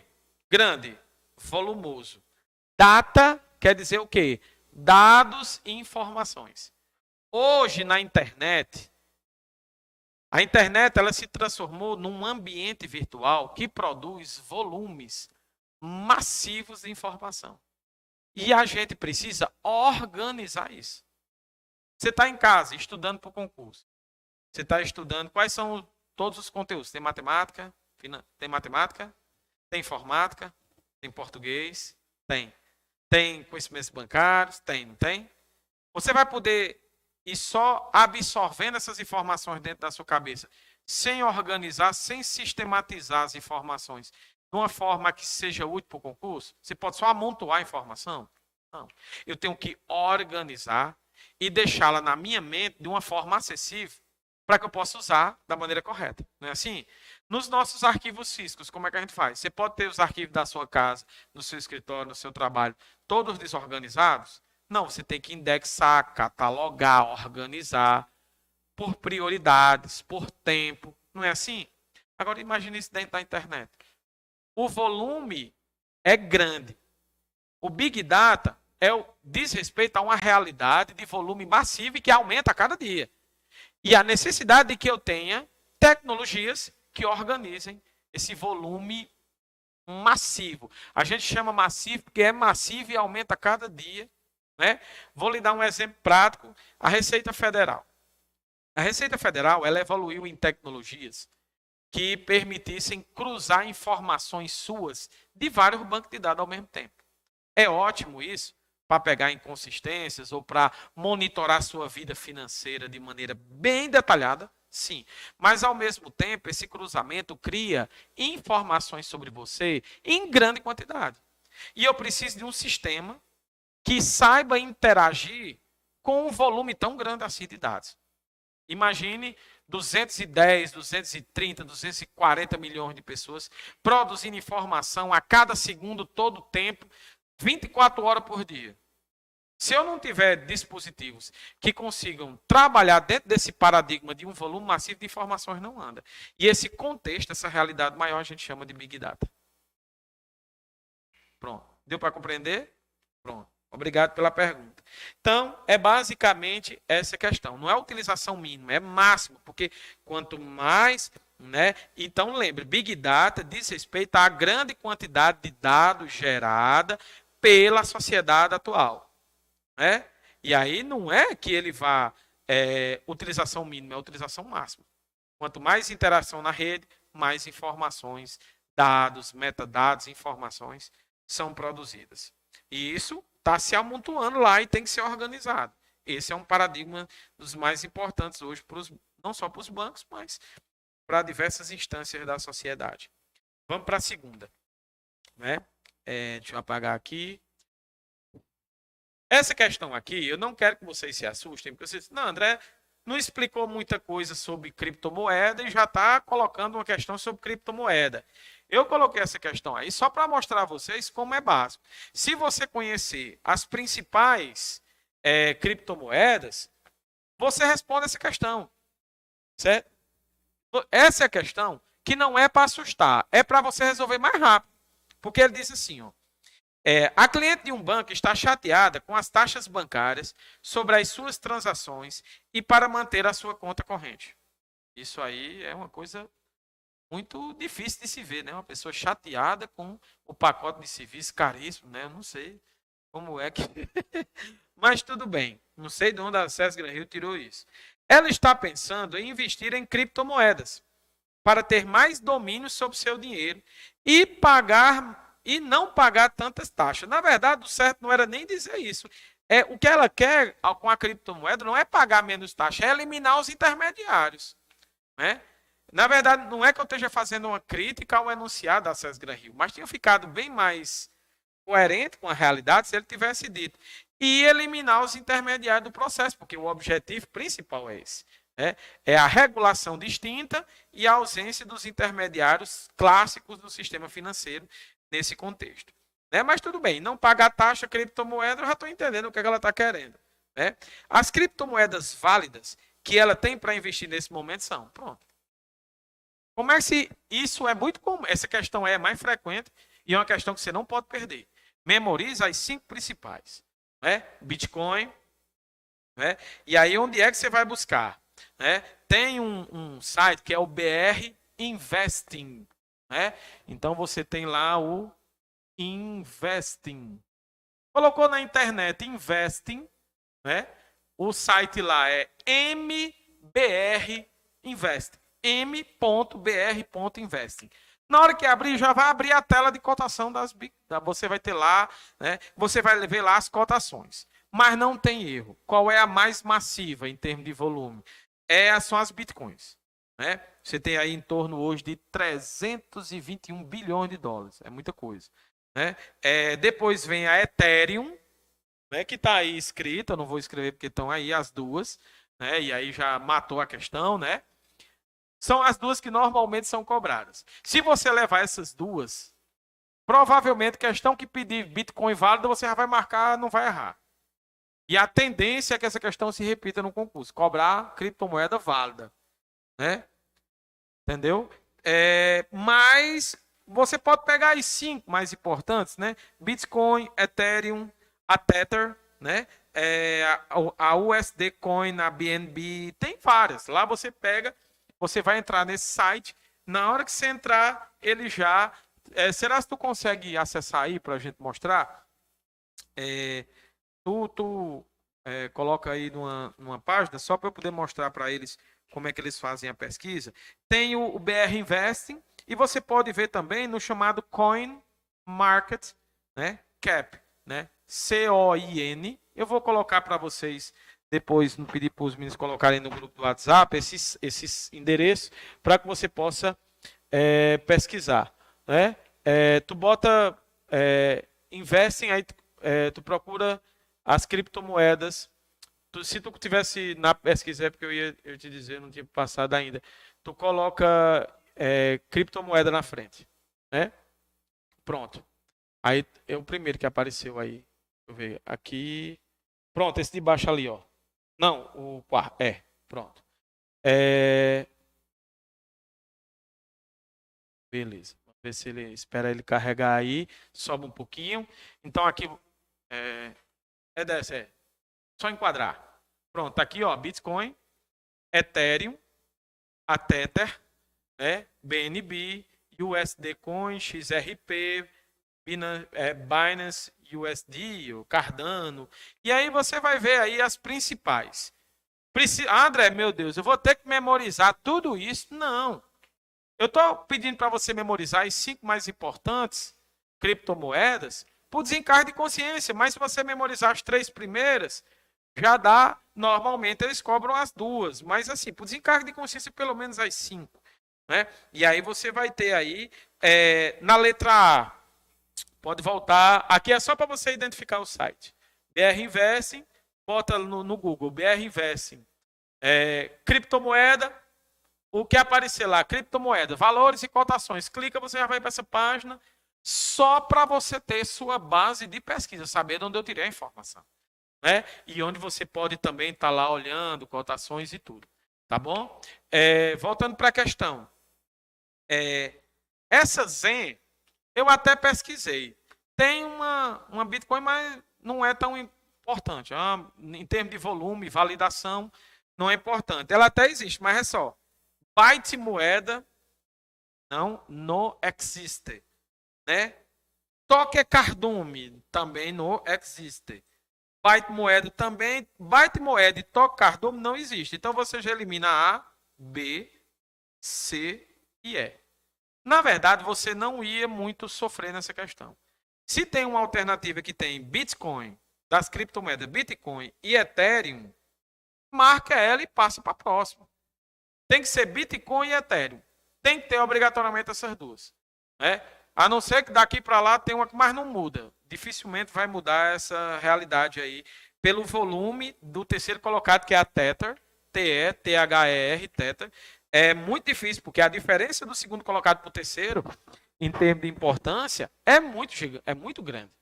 É violento, então não tem como ter problema com isso. Então a letra D é memorização mesmo. E não podem, é uma questão que vocês não podem perder. André, eu ouvi um debate na internet que, na verdade, Ethereum não era a Ethereum não era uma criptomoeda, era uma rede de criptoativos. Bom, mas para o concurso, para a banca de concurso, isso é um debate mais amplo, né?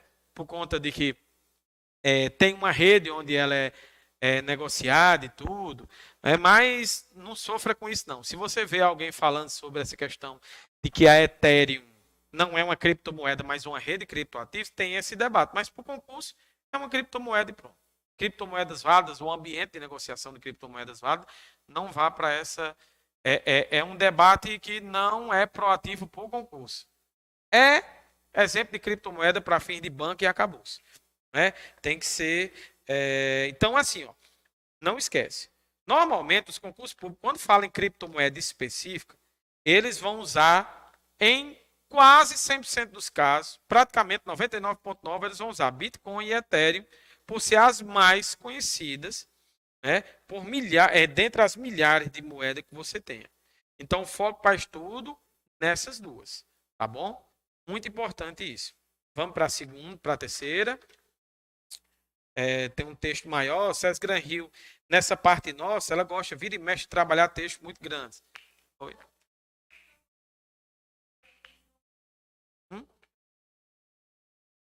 Bom, o que é que acontece? Como toda moeda, ela é conversível em outros tipos de moeda, a Bitcoin. Então, ela é conversível, inclusive, para dólar, para real. Ela é um tipo de moeda. Entendeu? Na verdade, não é um investimento. Ela é um ativo virtual. Ela é uma moeda virtual. Né? E ela não tem existência física. Entende? Ela não tem existência física. Mas, efetivamente, ela... Porque o que caracteriza uma moeda? A moeda ela é um instrumento de troca. O que é uma moeda? Colocando assim de uma maneira... Ela tem que ter algumas características. Primeiro, ela tem que ser um instrumento de troca. Segundo, ela tem que ser um recurso escasso. Ela não pode... O valor daquela moeda depende muito da sua escassez no sistema. Né? Então, ela é um atributo de valor, ela tem capacidade de ser um instrumento para mediar trocas e também ela é escassa, são as características. As criptomoedas têm essa característica, elas são virtualizadas e o porquê elas são chamadas de criptomoedas, por enquanto, que a gente ainda vai voltar a discutir isso mais detalhamento mais à frente. Mas as criptomoedas é porque o processo de construção, validação e as operações, envolve um processo chamado de criptografia, que criam códigos que precisam ser validados, analisados e que garantem segurança ao processo de operação com ela. É uma moeda não física. né? É uma moeda para um ambiente virtual. Mas na época, assim, no momento propenso, a gente vai chegar a ter um detalhamento maior sobre isso. Por enquanto, basta que você saiba que essas são as duas principais. É uma questão que vai cair perguntando quais são as criptomoedas mais importantes de alta probabilidade de incidência na prova. Cair, você procura a alternativa que tem Bitcoin e Ethereum. Pronto. Por enquanto é isso. Né? Mas é como eu já disse, eu adverti no início, não se assustem, porque nós vamos ter uma aula só para criptomoeda, para a gente entender tudo. Como é o processo de formação, como é que se dá o processo de mineração, o que é uma blockchain. Então, nós vamos entender tudo isso. Por enquanto, é memorizar e já ficar esperto. Questões que perguntem os principais tipos de criptomoedas, ele vai montar uma história bem bonita para perguntar simplesmente o seguinte: são criptomoedas válidas, são as principais. Então, você procura essas duas. É uma questão que você não pode levar mais do que 5 segundos nela. Entendeu? Aquela questão para garantir, não pode perder. É mais nesse sentido. Mas a gente vai voltar a discutir isso. Terceira, criptomoeda ou moeda criptografada é um ativo digital, né? Ou seja, a questão já está, esse conceito ele está presente na lei que foi sancionada em dezembro, né, a lei 14.478 de 2022. É bom dar uma lida nessa lei para fins de atualização. Lei 14.478 de 2022. Fala sobre os ativos digitais. Né? É um ativo digital denominado na própria unidade de conta que é emitido e transacionado de modo descentralizado. Entendeu? Então você não tem um banco central que organiza isso. Você não precisa de bancos. Né? Independente de registro ou validação por parte de intermediários centrais, com validade e integridade de dados assegurada por tecnologia criptográfica e de consenso em rede. É um processamento. Se eu garantir a segurança que precisa de não haver quebra da criptografia, é um processo democrático, ele surgiu como uma espécie de contracultura bancária, certo? Trata-se de instrumentos desenhados para viabilizar transferências de valores em rede de maneira segura, independente de um sistema de intermediação bancária. Esse é o principal mote da criptomoeda. É eliminar os intermediários clássicos do sistema financeiro. E é isso que a SES Gran Rio vai cobrar de vocês. Outro aspecto econômico que merece destaque é o lado político e econômico da atribuição de valor a uma moeda. As moedas estatais de curso forçado, né, você tem que fazer a operação naquela moeda, no real, no dólar, imposto por uma lei, por uma norma, por uma constituição e assim por diante. As moedas estatais de curso forçado contam não apenas com reservas legais, mas também com uma infraestrutura estatal ou privada, que aqui a gente tem, são os órgãos de normatização e regulação do sistema financeiro nacional, né? Vocês já viram isso preliminarmente, e com as políticas monetárias e cambiais oficiais. Muitas criptomoedas, mesmo que funcionem como instrumentos descentralizados, têm grande parte de sua base monetária em poder da organização que as desenvolveu. Né? O texto sugere que o mercado de criptomoedas é fonte de enorme instabilidade e preocupação dos bancos centrais. Já falei, por quê? Porque eu passo a não necessitar de governo como órgão central de regulação e normatização. E quem normatiza isso? São só as operações de consenso e os registros que são feitos por meio de criptografia e em bancos de dados específicos? Esse é o detalhe importante. Ou seja, é a primeira vez que a gente está discutindo isso sem a presença de um governo que normatize. E os bancos centrais do mundo estão assustados com isso, preocupados. Como é que nós vamos discutir isso? Porque cada vez mais, né? E todos os problemas que envolvem a operação com criptomoedas hoje. A gente vê os problemas, quando dão os problemas, eles dão muita visibilidade, aí vem o debate, vem toda aquela questão. Né? E aí ele diz, o texto sugere que o mercado de criptomoedas é fonte de enorme instabilidade e preocupação dos bancos centrais, porque as empresas emissoras desses ativos monetários, aí vem, olha só, ele diz, são reguladas pelos bancos centrais. Errado.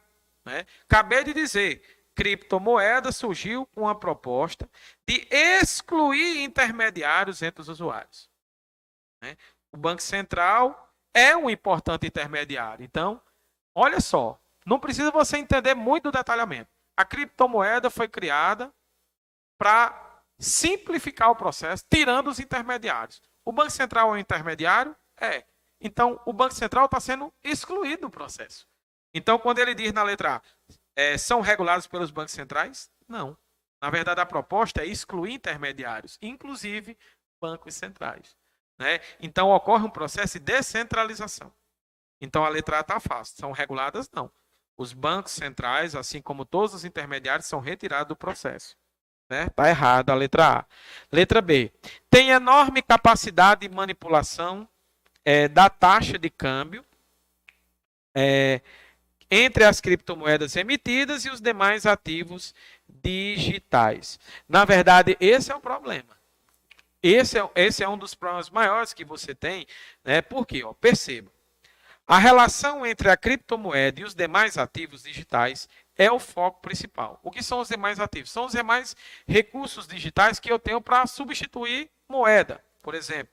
Então, em algum momento, em momento algum, ele está falando aí de moeda física. Né?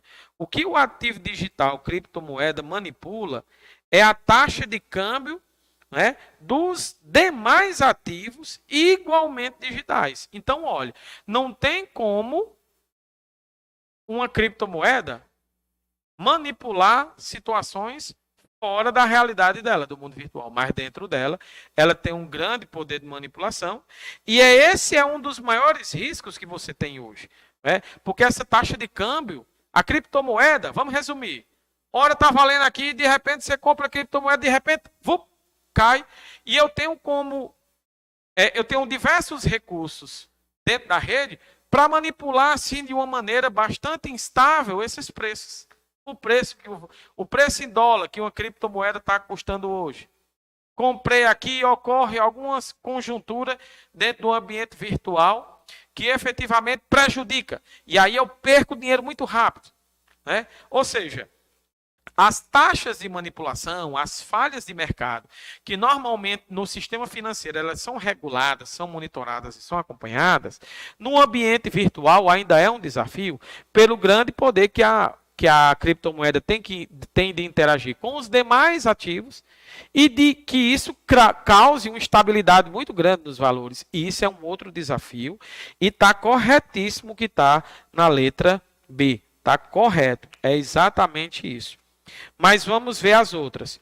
Conseguiram transformá-los no principal meio de troca utilizado nas transações internacionais. Né? Na verdade, isso aí está muito errado. Né? O principal meio de troca ainda é o papel moeda de curso forçado. A criptomoeda, elas são escassas, são instáveis, como uma das justificativas que você tem na letra B, relativa a essa instabilidade. E ainda não serve de parâmetro para o mercado, nem tampouco de base principal para as transações internacionais. Pelo amor de Deus, dizer que a criptomoeda substituiu o papel moeda aí também já é demais.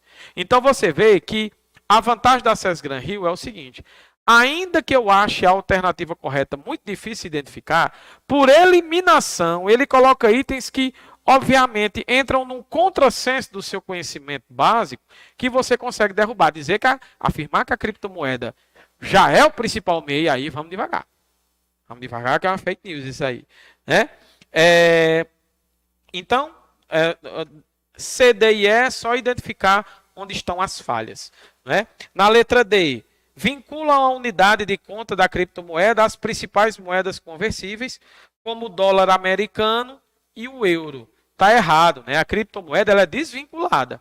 Eu não preciso vincular. Eu posso referenciar, mas vinculação não tem. Né? Ela é exatamente isso, ela é autônoma. Claro que eu posso trocar ela, mas não há vinculação ao dólar, vinculação ao euro, amarração a moedas específicas, que é o que está sendo dito na letra D, de forma alguma. Né? Forçam o enquadramento das criptomoedas emitidas, letra E, na mesma categoria das demais moedas eletrônicas, não há.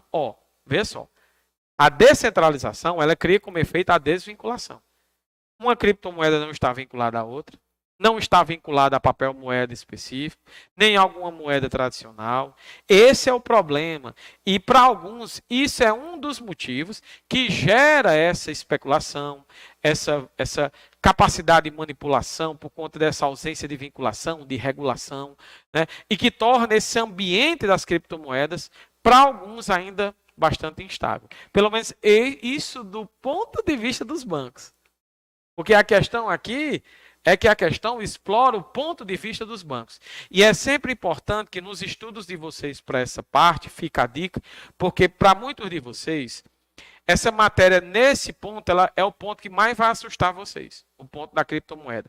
Qual é o interesse? É sempre bom você estar pesquisando na internet a visão da criptomoeda, que é o que eu vou explicar para vocês o processo, mas o ponto de vista bancário sobre a criptomoeda, né? Já que o nosso conteúdo ele é todo construído sob o ponto de vista, a forma como o banco vê o paradigma das criptomoedas. É sempre bom você levar essa premissa, porque analisando as questões da Access Grand Hill, eles usam muito esse referencial para fazer essa análise, tá bom? Então, mas nós vamos voltar. Eu botei essa questão mesmo para deixar vocês assim, tirar vocês da zona de conforto, mostrar para vocês que criptomoeda é um assunto que a Access Grand Hill gosta e que criptomoeda é um assunto que você vai ter que estudar com muita dedicação. Tá bom? Nós já começamos o processo de filtragem de edital hoje. Ah, André, não entendi muito bem, mas vai ter um momento onde tu vai detalhar tudo isso, não vai? Sim, não tenha dúvida. Tá bom? Conforme a gente for evoluindo com o conteúdo. Quarta questão. No que diz respeito aos desafios dos bancos na era digital, e aí está mais dentro do que a gente tem na aula de hoje, marque a alternativa correta. De acordo com a pesquisa Febraban de tecnologia bancária, os canais digitais apresentaram uma queda de importância no acesso. Aí você diz assim, olha só que interessante. Ah, meu Deus, André até pediu para eu ler o estudo, a pesquisa da Febraban, ele pediu para eu ler. Eu não li. Como é que eu vou fazer a questão? E precisa tu ter lido. De acordo com a pesquisa, os canais digitais apresentam uma queda de importância. Queda? Não. Então aqui, ó, tá falso. Queda não. O que nós estamos discutindo é o aumento da importância dessas tecnologias. Não tinha para onde uma pesquisa da Febraban em tecnologia dizer que a tecnologia está perdendo importância. Chega a ser um contrassenso, né? Letra B. Os canais digitais apresentam um forte crescimento ao longo dos anos. Com destaque, aí você vai perguntar, de todas as tecnologias, qual é aquela que tem mais crescido? Já falei, ó, vou dar uma dica. Mobile, né? Eu estou usando Mobile para você lembrar. Mnemônico. Mobile Bank foi a que mais cresceu. Isso é a questão de atualidade, pode ser uma questão estratégica para o concurso. Tá bom? Letra B. O Mobile Banking está relacionado ao acesso dos clientes ao sistema bancário por meio do computador, né? Por meio daquilo que ainda chamam de telefone celular. Mas não é um dispositivo de convergência tecnológica, mas celular, smartphone. Então está errado, né? Por meio de computador é o Internet Banking, né? Então, Mobile Banking, né, não é computador, é aparelho celular. Letra C. O Internet Banking está relacionado ao acesso ao sistema bancário por meio de computadores. Ó, deixa eu explicar uma coisa para você logo. A Access Grand Hill, ela tem isso. A Access Grand Hill, ela tem isso. Assim como outras bancas. Leia todas as alternativas. Normalmente, aliás, vira e mexe, o que é que tu encontra? Duas alternativas falando sobre o tema da questão, dizendo coisas opostas. Elimine o resto, fique com as duas, porque uma vai estar certa e a outra vai estar falsa. Se ele pedir a falsa, é uma. Se ele pedir a certa, é a outra. Ó. O Internet Bank está relacionado a por meio de computadores. O Mobile Bank por meio de computador. Bom, ele está dizendo duas tecnologias diferentes com o mesmo dispositivo. Uma está certa e a outra está errada, concorda? Como ambas falam sobre o tema da questão, eu podia ficar só entre essas duas e desprezava as outras. São técnicas de resolução de questões, que você vai aprendendo conforme você vai resolvendo as questões. Você só aprende com o tempo, você vai percebendo que aquela banca usa aquele estilo de construção e ajuda bastante, né? Não vou dizer que em todas as questões que você pegar na prova vai ter isso, mas vira e mexe, ajuda, vai lhe dando confiança, é uma questão a menos, né, dentro da prova, não a menos no sentido de se livrar, mas é um acerto a mais e um a menos dentro da prova para você fazer, ajuda a administrar o tempo da prova, o psicológico. Então, são técnicas muito bem-vindas de percepção em cima da estrutura linguística, do enunciado e das alternativas. Né? Então, nós já sabemos que o Internet Bank computador, Mobile Bank, né, é celular. Beleza? E aí vamos seguir. Só para saber por que é que D e E estão erradas. Né? A letra D diz, o Mobile Bank apresentou uma queda. Não, apresentou um Mobile Bank continua em expansão. Só para você ter uma ideia, em 2020, né, 51% do total das transações dentro do sistema bancário, de acordo com a pesquisa Febraban do ano passado, 2021, 51% foram Mobile Bank. Né? Então, dizer que teve uma queda, né, isso aqui está prejudicado. Mesmo que não tivesse, mesmo que você não soubesse o dado da pesquisa, eu estou lhe dizendo aqui, mesmo que você não soubesse, saber que está errado. Né? Porque hoje eu não, são os aplicativos de celular, você está aqui, você vai no banco, aquela coisa de ir no banco, validar, criar o ID para as transações se tornarem mais eficientes dentro do seu sistema, dentro do sistema do celular, o celular reconhecer, o banco reconhecer por qual celular, por qual aparelho você está fazendo, questão de segurança. Então, são esses aspectos, isso cresceu. Né? Então, equivocado. E por último, na letra E, entre os canais digitais, destacam-se os acessos por meio de mobile bank, internet bank, e por meio de correspondente bancário. Né? Não, o correspondente bancário não é canal digital, é canal presencial. Está vendo como não é difícil? Tem muita coisa que você tira no bom senso. Né? Então, o erro da letra E foi esse último. Correspondente bancário não é canal digital, é atendimento presencial. Né? Não é canal digital. Também não é 100% presencial. Também não é totalmente verdadeiro. Mas você diz, não é canal digital. É a justificativa. Vamos para a quinta questão. Vamos lá. Deixa eu apagar aqui para a gente poder... Pronto. Então, vamos lá. Quinta. Se antigamente os bancos tradicionais eram a única opção para quem precisava movimentar seu dinheiro, seja receber o salário, transferir para outra conta, ou até mesmo guardá-lo, com o avanço da tecnologia e da internet, novos modelos começaram a surgir e desafiar o sistema, incluindo o banco digital.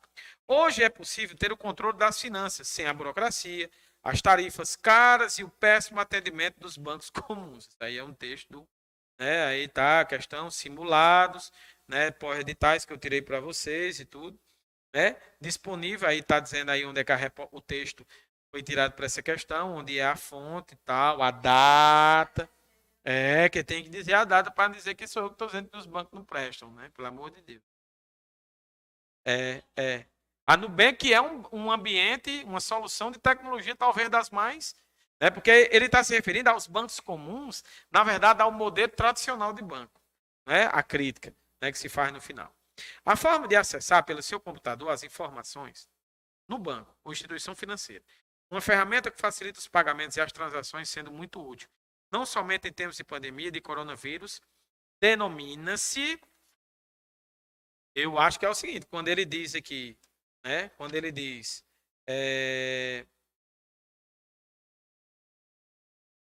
e aí, é por onde?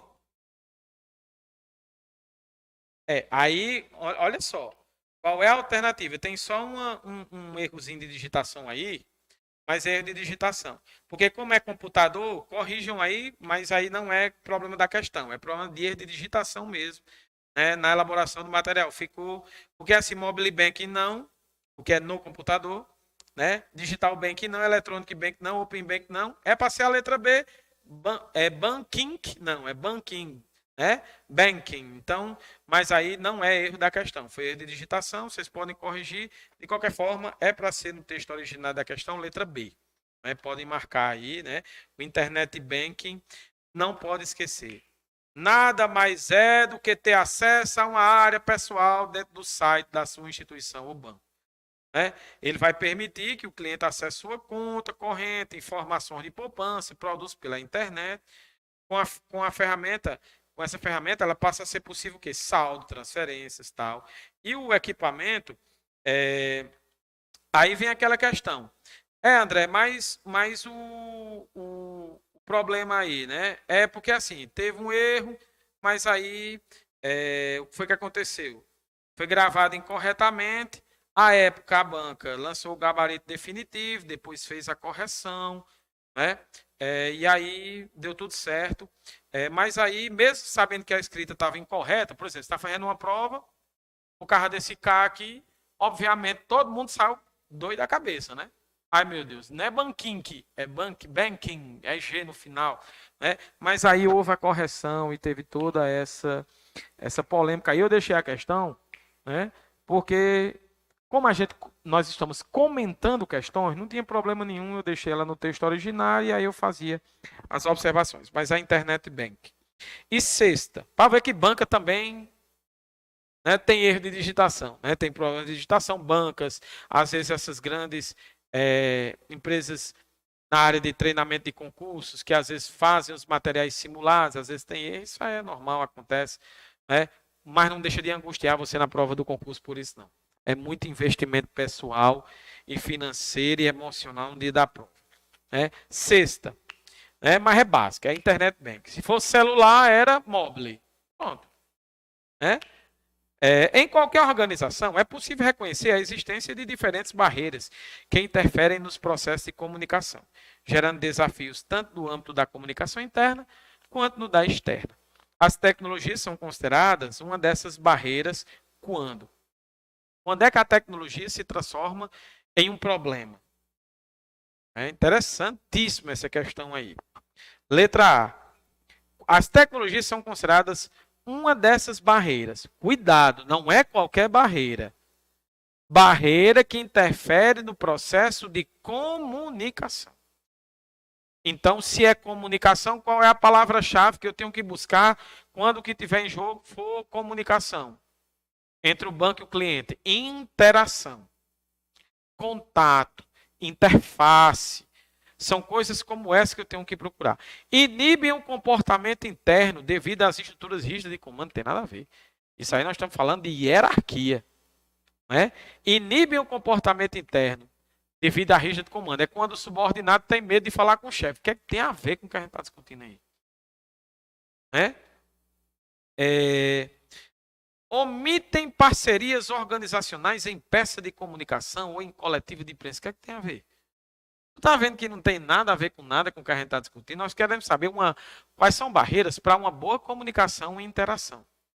Impedem as interações no seio institucional devido à configuração física do espaço? Porque minha sala é longe da tua, a gente não se comunica, não tem nada a ver. Né? Porque tua sala é muito pequena, então eu me sinto claustrofóbico, não tem nada a ver, isso aí é viagem. Né? E letra D. Utilizam linguagem técnica que preferencialmente deveria ser usada em processo produtivo. Não. Agora olha a letra E. Por isso que eu digo, leia as alternativas sem preconceito. Olha E. Reduzem as interações e interfaces mais próximas nos ambientes comunicacionais interno ou externo. O que é que acontece? As barreiras de comunicação, que ele não citou quais eram elas, ele só disse que eram barreiras de comunicação. Em qualquer organização é possível reconhecer a existência de diferentes barreiras, gerando desafios. Ele falou quais eram? Assim, André, mas ele falou tecnologias. Quais? Quais? Tecnologias hoje. É um termo tão amplo, tão polissêmico, que não dá para saber. A questão é genérica. Só tem uma coisa que a gente pode tirar dessa questão, e aí é interpretação. Cuidado, são dois caminhos para nós aqui. Inferência ou interpretar. Ou você analisa estritamente dentro do que o texto diz, ou você vai para além do que o texto fala. A questão é muito simples. As tecnologias, no contexto das barreiras, Se a tecnologia funcionar como uma barreira, qual é a consequência que ela vai causar? O que é que ela vai causar no processo? Reduz as interações. Uma tecnologia, ela pode dar as duas uma. Ou melhorar nossa relação, ou piorá-la. Concorda comigo? Quando é que uma tecnologia é uma barreira para a comunicação? Quando, ao invés dela estimular a interação, ela faz reduzir, diminuir, prejudicar. Entendeu o raciocínio? O que é que eu quero com a tecnologia? Melhorar. Se ela está funcionando como uma barreira, ela não vai melhorar. Ela vai enfraquecer a interação, diminuir, reduzir, prejudicar. E esse campo semântico de análise está presente na letra E. Reduz as interações e interfaces mais próximas nos ambientes. Se uma tecnologia não é bem pensada, ao invés dela melhorar o relacionamento, ela faz piorar. Ela cria, ao invés de criar aproximação, ela cria distanciamento. E isso é um desafio para as empresas. Investir em tecnologias, investir em equipamentos, em aplicações, em aparatos, que de verdade melhorem e não dificultem. Um banco investe numa tecnologia que, ao invés de lhe ajudar, fez lhe prejudicar. Uma coisa que não é, por exemplo, uma coisa que se discute muito, né? Ambientes, interfaces intuitivas. Que eu consiga abrir e já consiga conduzir, né? Ali o passo a passo dentro do aplicativo, sem muita complicação, sem muita dificuldade. Eu nem precisei de orientação, foi intuitivo. Né? O canal, o chat de comunicação. Você cria um chat para se comunicar com o Possa Ajudar, com a ouvidoria, para receber reclamações do banco. Usa esses robôs automatizados. Ao invés de melhorar, às vezes faz piorar. Por quê? Porque você conversa. Olá, tudo bem? Digita o que você quer, você digita. Aí diz, não entendi, digite novamente. Estou encerrando o canal de comunicação por impossibilidade. Aí você, meu Deus. Aí onde é que efetivamente uma tecnologia dessa me ajudou? Ela foi piorar, ela dificultou. Então essa é a clássica barreira que a César Gran Hill analisa no contexto das tecnologias. Entendeu? É algo muito frequente em provas dela. Essa é a nossa primeira aula, que nós concluímos aqui o tópico 1. Tá bom? Nós estamos concluindo esse tópico, estamos já nos momentos finais, encerramento da nossa aula. Ficou alguma dúvida no ambiente? Teve algum questionamento? Comunique como. Então, assim, estamos encerrando. Quero agradecer a todos que estiveram aqui no modo presencial e todos que nos acompanharam aqui pelo nosso aplicativo virtual. Nós estamos usando das tecnologias que estão sendo discutidas para poder levar para vocês essa mesma aula, seja em que lugar do país vocês estiverem. Pedimos, em nome do IB Cursos, que divulguem. Traga seu amigo, traga seu colega concurseiro, que junto com você também tem um sonho de estar fazer parte da equipe do Banco do Brasil, que está estudando, que quer passar.